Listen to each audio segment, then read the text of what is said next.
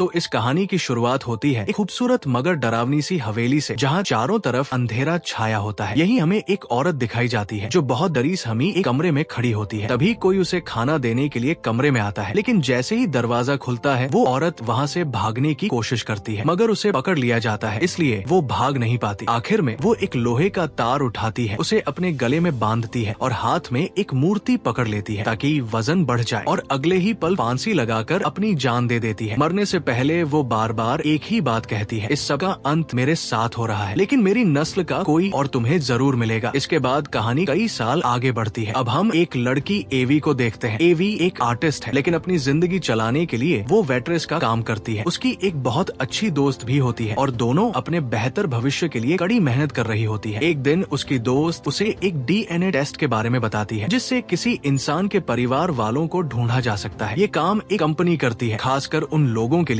जिनका इस दुनिया में कोई नहीं होता। घर आकर एवी मिट्टी के बर्तन बनाने लगती है, क्योंकि ये उसका शौक होता है, लेकिन उसका ध्यान कहीं और ही होता है। वो अपने माँ बाप की तस्वीरें देख रही होती है, उनकी वॉइस मैसेज सुन रही होती है, क्योंकि कई साल पहले उसके माता पिता की मौत हो चुकी होती है और तब से वो पूरी तरह अकेली है। इसी वजह से वो डीएनए टेस्ट कराने का फैसला करती है, इस उम्मीद में कि शायद इस दुनिया में उसका कोई अपना मिल जाए। अगले दिन वो अपना सैंपल दे देती है और कुछ ही समय में रिजल्ट आ जाता है। उसे पता चलता है कि उसकी फैमिली इंग्लैंड से है। कंपनी उसे बताती है कि उसका एक कजिन मिला है जो इस वक्त इंग्लैंड में ही रहता है। ये जानकर एवी काफी हैरान हो जाती है और ये बात वो अपनी दोस्त को भी बताती है। उधर उसी कजिन को भी मैसेज मिलता है कि उसकी एक कजिन एवी है। वो तुरंत एवी को मैसेज करता है, कॉफी पर बुलाता है। एवी ये सुनकर बहुत खुश हो जाती है, क्योंकि वो पहले से ही अकेली थी और उसे फैमिली की कमी बहुत महसूस होती थी। लेकिन उसकी दोस्त उसे समझाती है, किसी पर भी इतनी जल्दी भरोसा मत करो। मुझे तो ये डीएनए कंपनी ही फर्जी लगी है, क्या पता ये तुम्हें फंसाकर तुमसे कोई फायदा उठाना चाहते हो। लेकिन एवी उसकी बात को मजाक में उड़ा देती।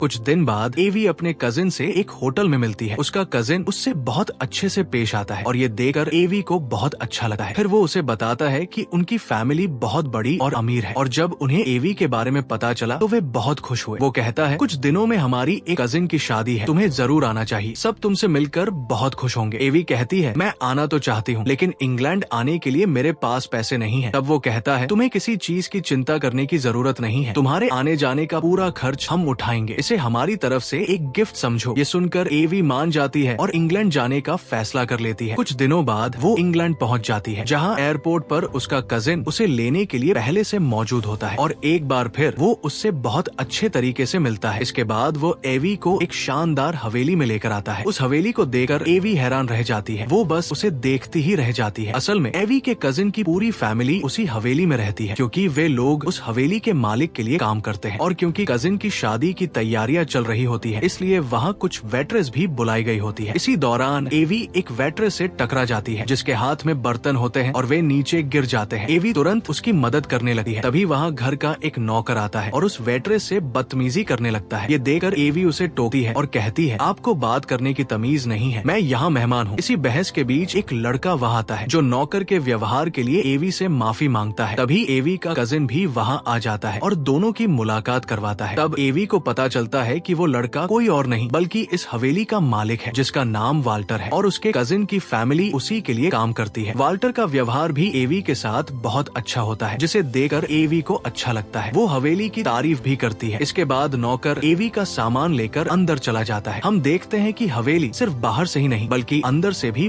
बहुत खूबसूरत होती है। पूरी हवेली एवी को दिखाई जाती है और यही हमें पता चलता है कि ये वही हवेली है जहाँ शुरुआत में उस औरत ने मूर्ति के साथ अपनी जान दे दी थी। एवी को उसका कमरा भी दे दिया जाता है। इतना ही नहीं, उसकी एक पर्सनल होती है जो सिर्फ उसी के लिए काम करती है। ये सब देखकर एवी काफी हैरान होती है, क्योंकि उसे यहाँ बहुत इज्जत मिल रही होती है। सर्वेंट उसे कुछ नियम बताती है कि उसे खुद बाहर नहीं जाना है, जो भी चाहिए बस घंटी बजानी है। में जाना मना है, क्योंकि वहाँ काम चल रहा है, और रात को उसे जल्दी सोना होगा। जब एवी खिड़की के पर्दे हटाकर बाहर देखती है तो उसे खिड़कियों पर लोहे की सलाखें नजर आती है। ये देखकर वो हैरान हो जाती है और पूछती है, ये क्यों लगी है? सर्वेंट जवाब देती है, कभी कभी खतरनाक पक्षी आ जाते हैं जो नुकसान पहुँचा सकते हैं, इसलिए सुरक्षा के लिए ये लगाई गई है। एवी कुछ नहीं कहती, लेकिन उसे ये बात थोड़ी अजीब जरूर लगती है। रात को एवी अपनी दोस्त से वीडियो कॉल पर बात करती है और यहाँ की सारी बातें बताती है कि वो यहाँ आकर बहुत खुश है। उसे उम्मीद नहीं थी कि सब कुछ इतना अच्छा होगा। यहाँ के लोग, हवेली, माहौल सब कुछ परफेक्ट है। कुछ देर बाद उसके दरवाजे पर वाल्टर आता है। वो कहता है, मैं बस ये देखने आया था कि आप ठीक से कमरे में आ गई और एक बार फिर अपने नौकर की तरफ से माफी मांगना चाहता हूँ। उसकी बातों से साफ लगता है कि वो एवी को पसंद करने लगा है। इसके बाद एवी टहलने के लिए बाहर निकलती है और हवेली के पास एक पुरानी इमारत देखती है। वो उसे देखकर रुक जाती है क्योंकि उस जगह के आसपास उसे कुछ अजीब और डरावना सा महसूस होता है। और फिर रात को जब वो सो रही होती है तो उसे एक बहुत ही डरावना सपना आता है जिससे वो तुरंत डरकर जाग जाती है। उसे प्यास भी लगी होती है, इसलिए वो पानी पीने के लिए अपने कमरे से बाहर निकलती है। बाहर आकर वो देखती है कि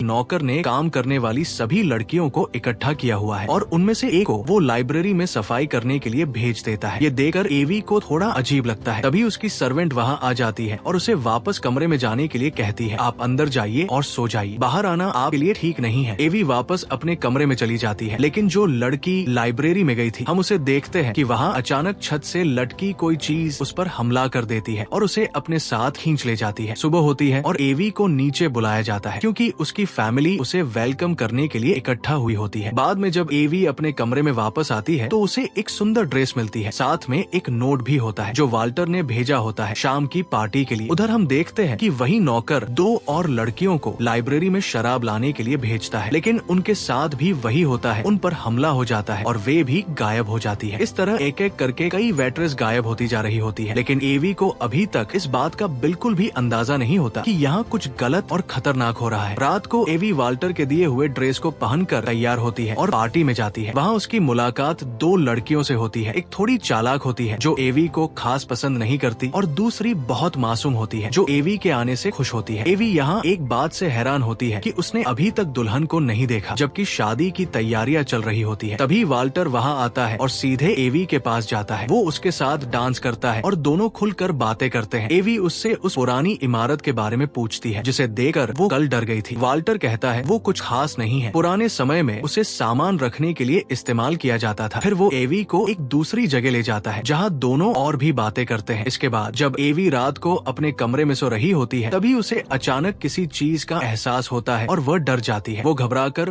बिस्तर से नीचे छिप जाती है और जोर जोर से चिल्लाने लगती है। उसकी आवाज सुनकर वाल्टर तुरंत वहाँ आ जाता है, उसे शांत करता है और पूरे कमरे की अच्छी तरह से जांच करता है, मगर वहाँ कुछ भी नहीं होता। आखिर में वाल्टर उसे समझाता है, शायद तुमने कोई बुरा सपना देखा होगा, यहाँ कुछ भी नहीं है। वाल्टर के साथ एवी खुद को काफी सुरक्षित महसूस करती है, इसलिए वो उससे कहती है, जब तक मुझे नींद नहीं आ जाती क्या तुम यहीं मेरे साथ रह सकते हो। वाल्टर उसकी बात मान लेता है। सुबह जब एवी की आँख खुलती है तो उसे अपने पास एक चिट्ठी मिलती है जो वाल्टर ने लिखी होती है, मैं जा रहा हूँ, तुम्हारी नींद खराब न हो इसलिए तुम्हें जगाया नहीं। थोड़ी देर बाद वही दोनों लड़कियाँ जिनसे एवी पार्टी में मिली थी उसके कमरे में आती है और उसे तैयार होने के लिए अपने साथ ले जाती है। जब वे एवी के नाखून काट रही होती है तो उसकी एक उंगली कट जाती है और खून निकलने लगता है। ये देखकर उन लड़कियों में से एक खुद को रोक नहीं पाती और उसका खून चाटने लगती है। ये सब देखकर एवी हैरान रह जाती है और गुस्से में वहाँ से चली जाती है। अब एवी को धीरे धीरे महसूस होने लगता है कि इस हवेली के लोग बहुत अजीब हैं और यहाँ जरूर कुछ गड़बड़ है। इसीलिए वो फैसला करती है कि जहाँ जाने से उसे मना किया गया है वो वही जाएगी, यानी लाइब्रेरी में। जब वो लाइब्रेरी में जाती है तो उसे टेबल पर अपनी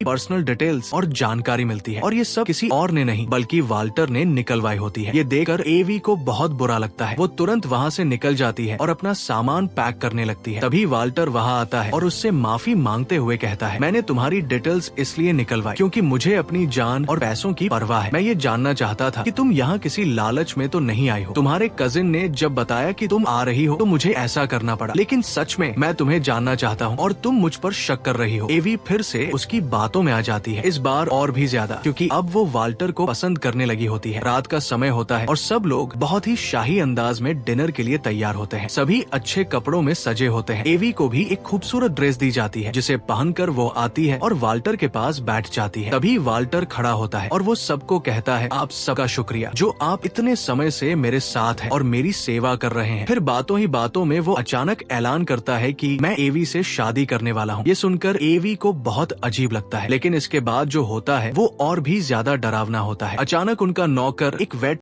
गला काट और उसका खून एक बर्तन में भर लेता है। ये देखकर एवी के होश उड़ जाते हैं। वो बुरी तरह डर जाती है। तभी वाल्टर कहता है, सदियों से तुम लोग मेरी सेवा कर रहे हो और तुम्हें मुझे 3 बीवियां देनी थी, 2 तो मेरे पास है और तीसरी एवी से शादी करके पूरी हो जाएगी। हम सब जानते हैं कि नंबर 3 बहुत खास और शक्तिशाली होता है। इससे मैं और भी ताकतवर हो जाऊंगा और बदले में तुम्हें मिलेगा पैसा, रुतबा, ताकत और भी बहुत कुछ। अब एवी सब कुछ समझ चुकी होती है, लेकिन अब बहुत देर हो चुकी होती है। असल में वाल्टर एक वैम्पायर होता है, यानी खून पीने वाला, और क्योंकि वो अमर है इसलिए सदियों से जिंदा है और वहाँ मौजूद सारे लोग उसकी सेवा कर रहे होते हैं। वाल्टर की पहली बीवी वही चालाक लड़की होती है और दूसरी मासूम वाली, और क्योंकि वे दोनों भी वैम्पायर होती है इसलिए सालों से वाल्टर के साथ है। तीसरी उसकी बीवी बनने वाली थी एवी की दादी, जिसने कहानी की शुरुआत में अपनी जान दे दी थी। दरअसल वाल्टर किसी भी आम लड़की से शादी नहीं कर सकता था, उसे ऐसी लड़की चाहिए होती थी जिसका खून खास हो।